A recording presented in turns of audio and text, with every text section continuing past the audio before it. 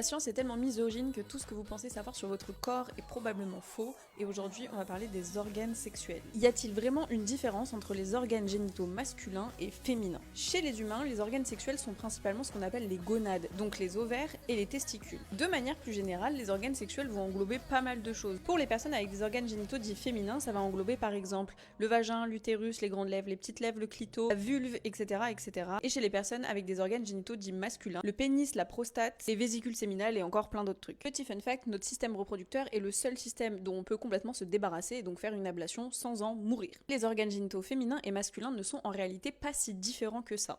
La vulve et le pénis ont la même origine embryologique. Pendant les premiers mois de grossesse, on a tous ce qu'on appelle un tubercule génital indifférencié. C'est seulement à partir de 11 semaines de grossesse qu'on va avoir ce qu'on appelle la différenciation sexuelle. Si vous avez des chromosomes XY, vous allez avoir notamment la présence d'un gène SRY qui va entraîner l'apparition de testicules. La production de testostérone et d'une hormone antimullérienne AMH vont entraîner la régression de certains conduits et créer du coup l'appareil génital dit masculin. Si vous avez des chromosomes XX, alors vous allez avoir une différenciation en ovaire. Cette fois-ci, on n'a pas de testostérone ni de AMH et donc on va avoir certains conduits qui vont régresser et d'autres qui vont se développer pour donner l'utérus, les trompes, etc., etc. Nos organes génitaux sont donc issus du même tissu embryonnaire et n'ont pas vraiment tant de différence que ça. Et ça, on va pouvoir le retrouver notamment dans la constitution du pénis et du clitoris qui sont quasi les mêmes. Parce que oui, notre clitoris rentre en érection et va se gonfler puisqu'il est constitué